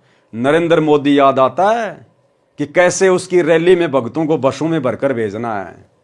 राजनेता याद आते हैं, अपने जाट समाज के लोग याद आते हैं कि कैसे भक्तों के दान का दुरुपयोग करके और जाटों के धर्मशाला बनवा के भक्तों के कर्म फोड़ने हैं। दुनियादारी याद आती है, राजपूत करणी सेना, गुंडों की सीबीआई जांच, जाट आरक्षण, भाईचारा निभाना, भक्तों के कर्म फोड़ने के लिए ज्योति पाठ का पैसा करोड़ों में चंदे के रूप में देना। ये परमात्मा की वाणी है कि जब जीव को सुख हो जाता है वो भगवान बोलता है। इसलिए परमात्मा कहते हैं, सुख के माथे पत्थर पड़ो जो नाम हृदय से जाए, और बलिहारी उस दुख के ऊपर जो पल पल नाम रटाए। तो भाई इन कोऑर्डिनेटरों को परमात्मा ने सुख दे दिए, क्योंकि ये तो गुण है भगवान का। अगर भक्ति करोगे, सुमरण करोगे तो सुख तो मिलेगा। अरे आप मजदूरी करोगे तो तनख्वाह तो मिलेगी। लेकिन ये सुख ज्ञान पूरा ना होने के कारण फिर ये सुख हमारे जीवन को तबाह कर देता है, तबाह, परमात्मा से दूर कर देता है। फिर हम मर्यादाओं को लेकर सीरियस नहीं होते। टूट रही है तो टूटने दो, भाड़ में जाओ भक्ति, हम तो ऐसे ही चलेंगे। तो आज देख लो क्या हालत हो रही है 90% संगत की, गुरु जी के परिवार की, इन कोऑर्डिनेटरों की। आज हमें ये बेशक सुखी दिखाई दे रहे हैं लेकिन इनका भविष्य अंधकार में है, अंधकार में। सुख होने पर काल तुरंत परमात्मा को बुलाता है। तैमूर लंग ने फिर अनेकों पशु पक्षियों के जन्म भोगे। अब देखो भाई और बहनों, जिसकी एक रोटी खाकर परमात्मा ने 7 पीढ़ियों का राज दिया, वो आत्मा परमात्मा से उपदेश लेने के बाद भी पशु पक्षी की योनि में गई, पशु पक्षी की योनि में। तैमूर लंग ने फिर अनेकों पशु पक्षियों के जन्म भोगे। जब मानव जन्म हुआ, धर्म के अभाव में निर्धन घर में जन्मा। ये पिछला टांका रह गया था। साहेब हकना राक्षी, जब मांगो तब दे। कभी किसी जन्म में तैमूर लंग परमात्मा की शरण में था, लेकिन भक्ति सही नहीं करी, फिर पशु पक्षियों की योनियों में चल गया। फिर उसको मनुष्य जन्म मिला। उस पिछली भक्ति के कारण, थोड़े बहुत कोई दान पुण्य के कारण वो टांका रह गया, टांका। उसके बदले में परमात्मा फिर आया अपनी आत्मा के पास, फिर एक रोटी खाई, और फिर एक रोटी खाने के कारण परमात्मा ने 7 पीढ़ी का राज दिया। कितना दयालु है परमात्मा, हमारी कितनी गलतियां माफ करता है। भले हमारी गलतियां भगवान माफ करता है, लेकिन हम तो कष्ट उठा लेते हैं। हम तो पशु पक्षियों के जन्म में जाके फिर वो भोग भोगते हैं, दुख तो उठाते ही हैं। तो भाई और बहनों, आज हमें गुरुदेव ने सबका और सारा इतिहास बता दिया, आगे पीछे का।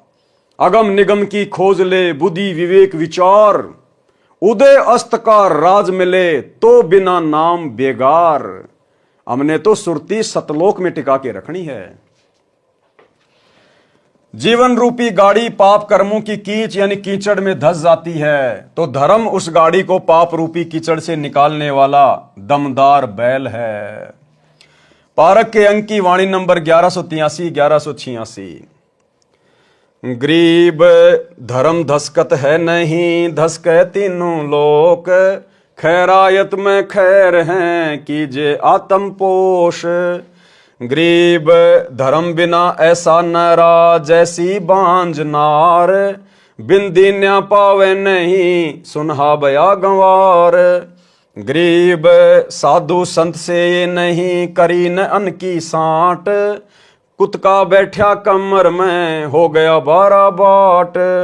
गरीब धर्म बिना दापे नहीं, यो प्राणी परपंच, भाई आस बिरानी क्यों कह रहे, तन दिया हो तो संच।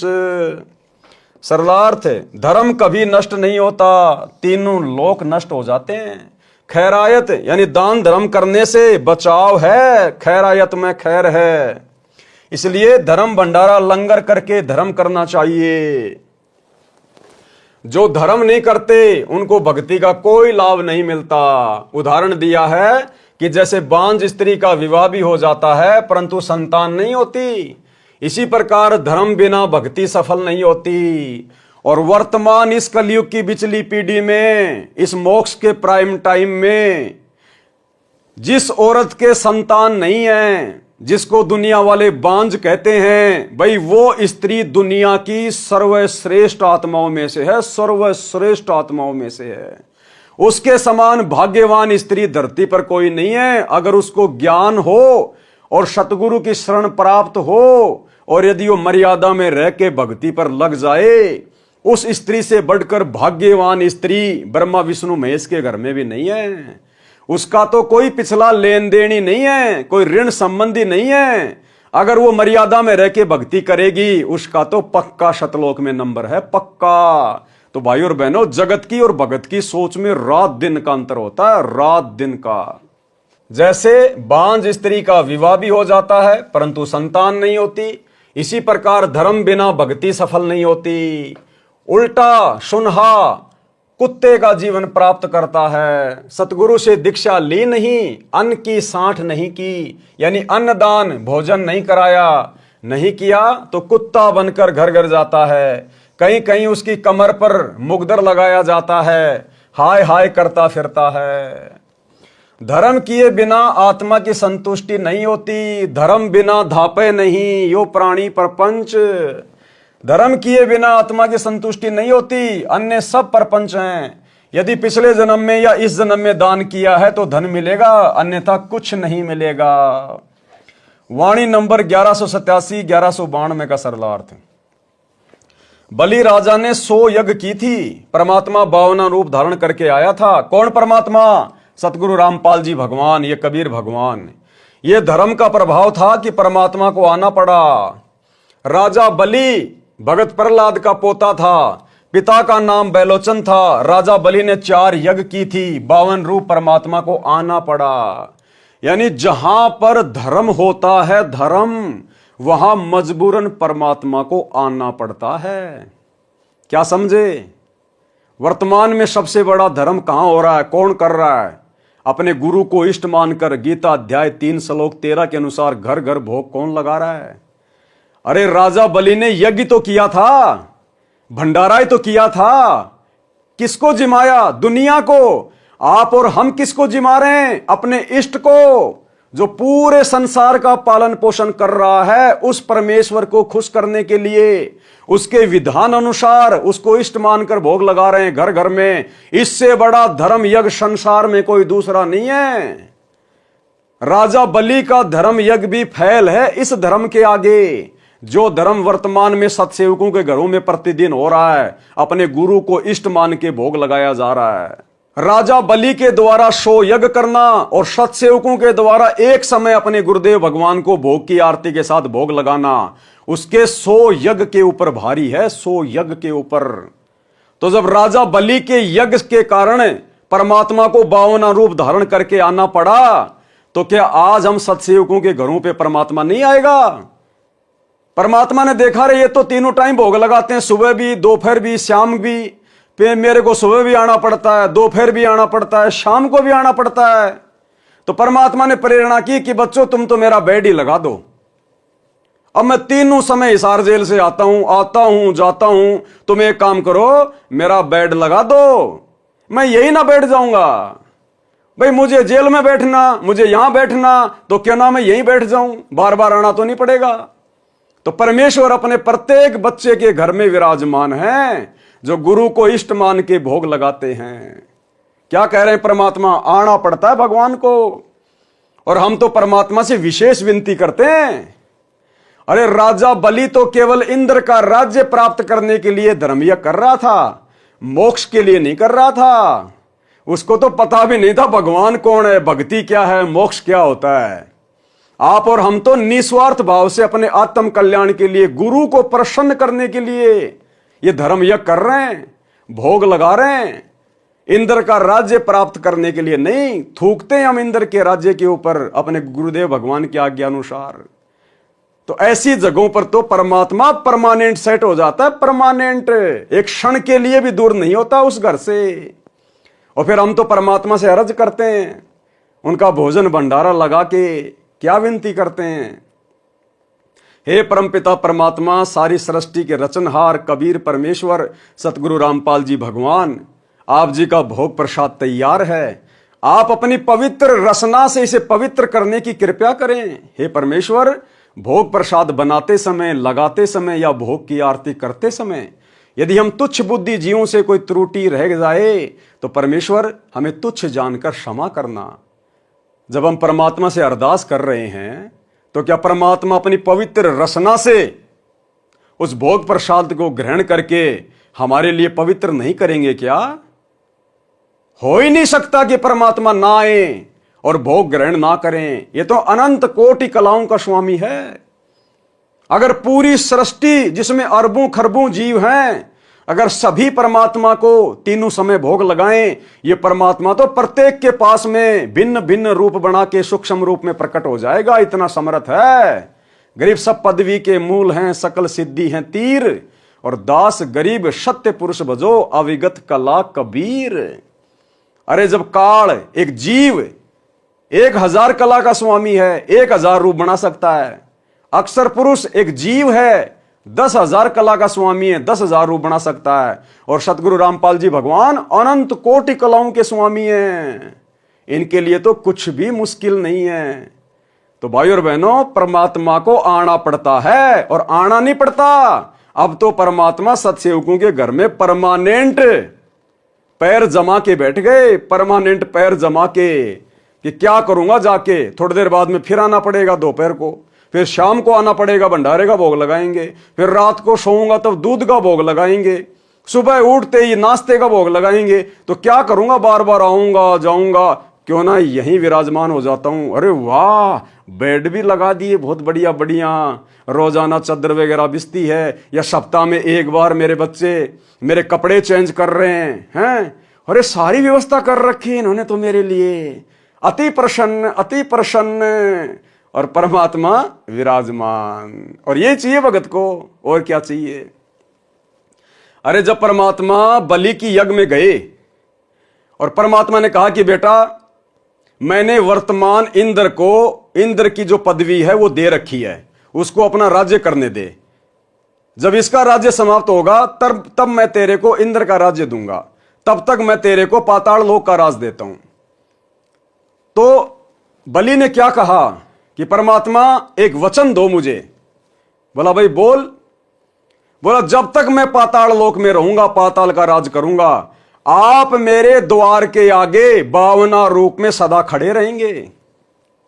देखो, मांगना भी नहीं आया उसने, क्या मांग लिया मूर्ख आदमी ने, कि आप मेरे दरबार के आगे 52 रूप में खड़े रहेंगे। अरे कम से कम यह कह देता कि भगवान आप मेरे सिंहासन पर सूक्ष्म रूप में विराजमान रहेंगे, आप सदा मेरे ऊपर आशीर्वाद बना के रखेंगे, हे भगवान आपके दिए हुए महल में आप विराजमान रहेंगे। लेकिन क्या मांगा कि मेरे द्वार के आगे खड़े रहेंगे। तो जब वो परमात्मा उस बलि के कहने पर और उसके दरवाजे के आगे खड़ा रह सकता है, जब तक बलि ने पाताल का राज किया, आप और हम भाई बहनों ने तो उसी परमात्मा की प्रेरणा से, देखो आप और हमारा कोई सहयोग नहीं है, कोई रोल नहीं है, हम जीव हैं 2 कोड़ी के, कर करावे साइया। आज तो हम भाई बहनों ने परमात्मा के लिए सुसज्जित बेड लगा दिए, आसन लगा दिया। आज तो परमात्मा निष्फिक्र होकर यूं पीछे हाथ लगाकर यूं लेटेंगे मालिक आराम से, मजे से। तो भाई और बहनों, आप और हमारा सौभाग्य, परम सौभाग्य। इसलिए परमात्मा कहते हैं बच्चों अपनी आत्मा को सराया करो। हम सत्सेवकों के लिए कहते हैं परमात्मा। बलि राजा ने 100 यज्ञ की थी, परमात्मा 52 रूप धारण करके आया था। यह धर्म का प्रभाव था कि परमात्मा को आना पड़ा, परमात्मा को आना पड़ा। राजा बलि भगत प्रहलाद का पोता था, पिता का नाम बैलोचन था। राजा बलि ने 4 यज्ञ की थी, 52 रूप परमात्मा को आना पड़ा। वाणी नंबर 1190 1191। गरीब एक यज्ञ है धर्म की, दूजी यज्ञ है ध्यान, तीजी यज्ञ है हवन की, चौथी यज्ञ परिणाम। गरीब चार वेद का मूल सुन, सब संवेद संगीत, बलि को ये चारों कैरी, 52 उतरे प्रीत। सरलार्थ, जो चार यज्ञ राजा बलि ने की वे हैं धर्म यज्ञ, ध्यान यज्ञ, हवन यज्ञ और परिणाम यज्ञ। बलि को कुछ समय के लिए पाताल लोक में छोड़ दिया है। क्या कह रहे हैं गुरुदेव? शब्दों को पकड़ना भाई और बहनों। गुरुदेव कह रहे हैं कि बलि को वर्तमान में कुछ समय के लिए पाताल लोक में छोड़ दिया है। यह शब्द कौन कहेगा? जिसने खुद छोड़ा है। लिख कौन रहे हैं? गुरुदेव भगवान। क्या कह रहे हैं? शब्दों को पकड़ना। बलि को कुछ समय के लिए पाताल लोक में छोड़ दिया है। अगर छोड़ने वाला कोई और होता तो यह लिखते कि बलि को कुछ समय के लिए पाताल लोक में छोड़ दिया था। तो गुरुदेव भगवान स्वयं वो परमात्मा है जो बलि के पास में 52 रूप धारण करके गए थे। बलि को कुछ समय के लिए पाताल लोक में छोड़ दिया है। वह वर्तमान इंद्र के शासन काल को पूरा होने के बाद इंद्र की गद्दी पर बैठकर स्वर्ग का राज करेगा। इतना अमर किया है बलि को। और उसके बाद क्या होगा? उसके बाद फिर 84 लाख योनियों में गधा, कुत्ता, शुअर बनेगा। देखो, परमात्मा तो उसके पास भी गया और जाने के बाद भी क्या मिला उसको? वर्तमान में वो पाताल का राजा, उसके बाद देवताओं का राजा बनेगा, इंद्र बनेगा।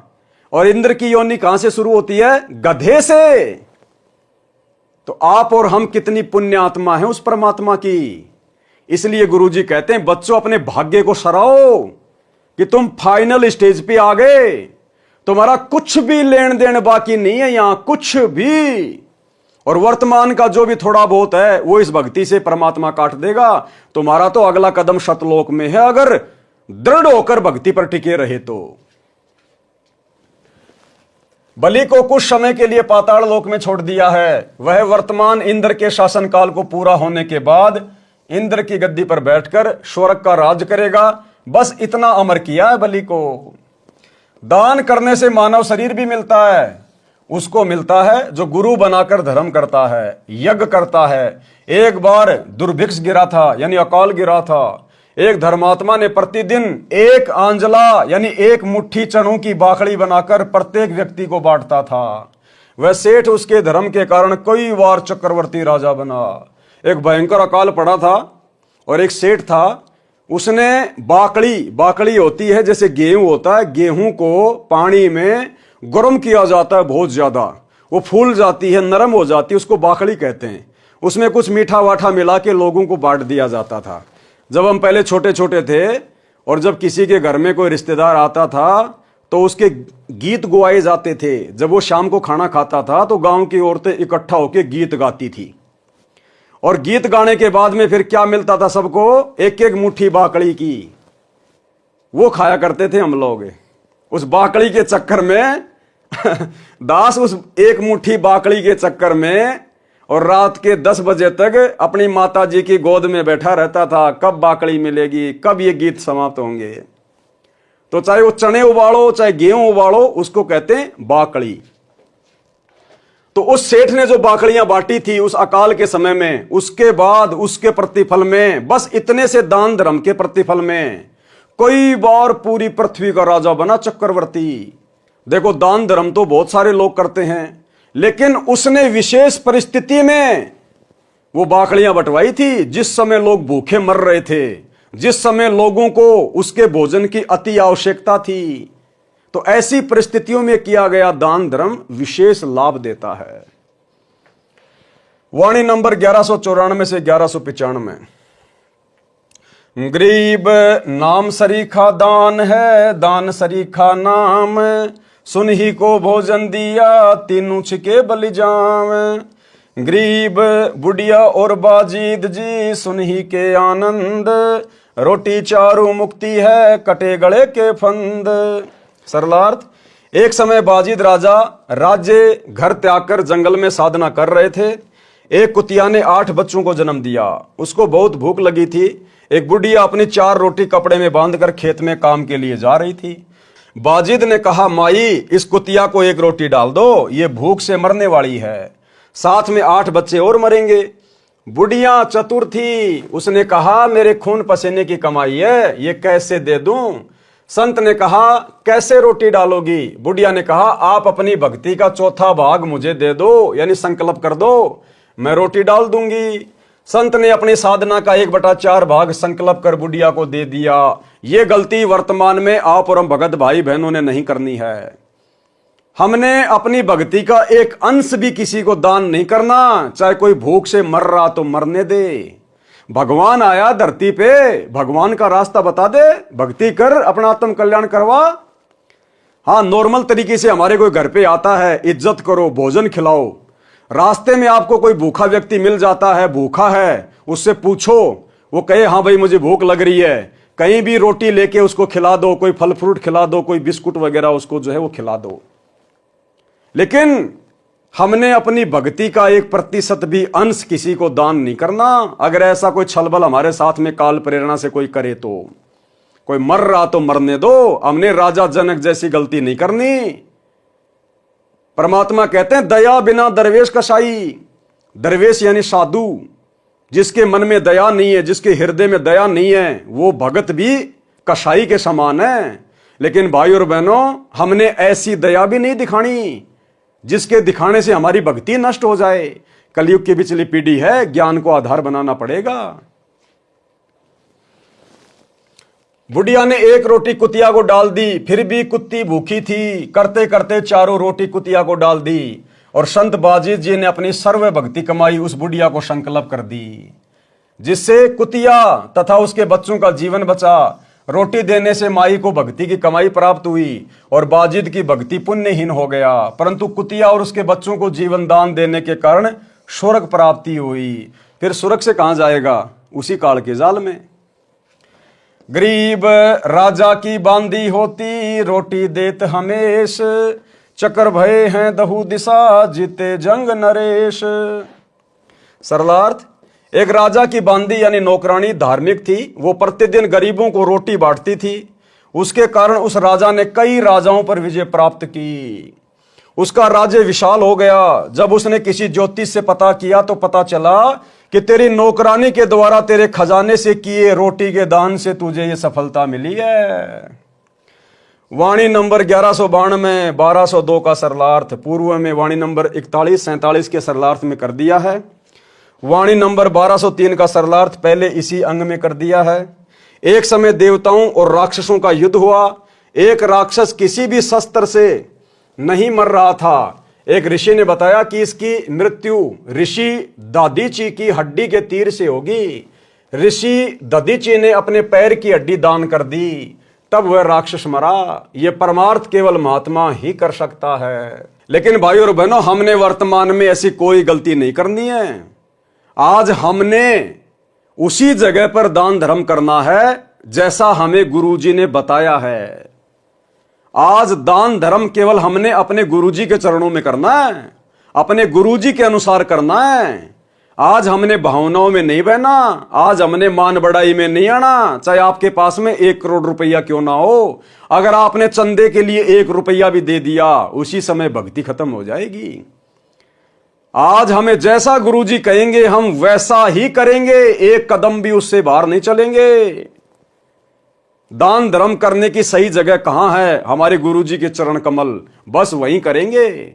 अगर किसी को भक्ति चाहिए, कोई दुखी है, कोई परेशान है, गुरुजी का एड्रेस बता दो, भैया सत्संग सुनो, नाम ले, भक्ति कर। हाँ, जैसे हम सुखी हुए वैसे तुम भी सुखी हो जाओगे।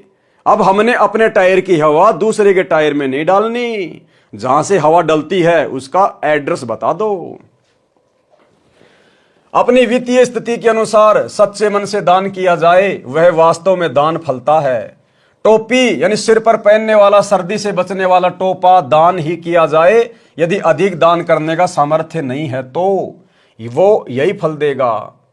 कोपिन जो साधु लंगोट पहनते हैं, जो 6 इंच चौड़ा 3 फुट लंबा कपड़े का टुकड़ा होता है, यदि अधिक दान करने का सामर्थ्य नहीं है तो सच्ची श्रद्धा से इतना भी दान लाभ देगा। लेकिन हमने वर्तमान में टोपा टापा कोपिन कापिन कुछ दान नहीं करना। कोपिन का मतलब होता है अंडरवियर, और टोपे का मतलब होता है जो सिर पे पहनते हैं सर्दी में टोपा। हमने वैसे किसी को दान नहीं करना। हाँ, यदि आपके घर पे आपके पास में टोपा है, एक्स्ट्रा है, और आपसे यदि कोई मांग रहा है तो उसको दे दो, उसमें दिक्कत नहीं है। ऐसा नहीं आपने 10-20 टोपे खरीद लिए और मार्केट में जाके दान करने लग गए कि मुझे लाभ होगा, हैं, मेरा धर्म हो जाएगा, सारी भक्ति का सत्यानाश हो जाएगा। भक्ति का सत्यानाश है। हमने इस प्रकार से पुण्य प्राप्ति के मकसद से हमने अपनी मर्जी से कोई दान धर्म नहीं करना किसी भी चीज का। कोई भिखारी आता है आपके घर पे, खाना मांगता, खिला दो। घर से खाना बना के बाहर जाके नहीं बांटना। आपके घर पर कोई आया जिसके पास में कपड़े नहीं है, आपके पास में एक्स्ट्रा कपड़े हैं, उसको दे दो। बिना सिले हुए कपड़े नहीं देना। उस कपड़े को बेच के आपके पैसे का दुरुपयोग कर देगा। पहना हुआ कपड़ा देना है, फटा पुराना, ताकि वो दुरुपयोग ना कर सके। बहुत सोच समझ के हमने एक एक कदम उठाना है, भावनाओं में नहीं बहना बिल्कुल भी। एक बार दान करना शुरू करें, परमात्मा बरकत लाभ देने लगेगा। फिर दान की मात्रा बढ़ाते जाएं। कहां? अपने गुरुदेव के चरणों में, अपने गुरुदेव के हाथों में, अपने गुरुदेव के रहते सहते उनकी आज्ञा अनुसार। बताया है कि जब पांडवों को श्राप देने ऋषि दुर्वासा 88,000 ऋषियों की सेना लेकर गया, तब पांडव जंगल में 13 वर्ष का वनवास काट रहे थे। उस समय परमात्मा श्री कृष्ण रूप में पांडवों के पास गए। एक शाक का पत्ता ही दान किया गया, उसी से 88,000 ऋषि तृप्त हो गए। इससे लघु दान और क्या हो सकता है। जितना घर पर बचा था सब दान कर दिया। ऐसा दान जो सच्चे और समर्पण भाव से किया जाता है पूरा लाभ देता है। तो भाइयों और बहनों, आज के वीडियो में केवल इतना ही। कल रात्रि 8 बजे दास के Facebook page Pawan Das is live के ऊपर सभी भगत भाई बहन फिर से लाइव जुड़िए। अगले वीडियो में परमेश्वर हमें किस प्रकार की शिक्षाएं देंगे, क्या इस पुस्तक में आगे लिखा हुआ है, ये हम कल रात्रि के वीडियो में जानेंगे, देखेंगे, समझेंगे और अपने जीवन में इन समस्त बातों को लागू करेंगे। देखो, गुरुदेव भगवान ने लिख दिया, दास उनकी सत प्रेरणा से आपको पढ़ा रहा है, दिखा रहा है, आपने सुन लिया और अमल ना आपने किया ना मैंने किया, तो हम दोनों परमात्मा के दोषी हैं। तो यदि गुरुदेव भगवान ने इतनी मेहनत की है, इतना समय इस पुस्तक को लिखने में लगाया है, किस लिए? आप और हमारे लिए, कि हम इन उपदेशों को अपने जीवन में ढालें और भक्ति को सफल करें। तो हमने इन समस्त बातों को अपने जीवन में साथ में लागू भी करते हुए आगे बढ़ना है, तभी इसको पढ़ने और पढ़ाने का कोई फायदा है। और हम गुरुदेव भगवान से प्रार्थना करते रहें, विनती करते रहें कि परमात्मा आप समर्थ हैं, हम 2 कोटि के जीव हैं मालिक, आप दया करना परमात्मा, आप हमारे जीवन में इन समस्त बातों को लागू करवाने की शक्ति देना। तो भाइयों और बहनों, आज की वीडियो में केवल इतना ही। गुरुदेव भगवान हम सबको आज्ञा दे, इजाजत दे, आशीर्वाद दे। बंदी छोड़ सतगुरु रामपाल जी भगवान की जय हो।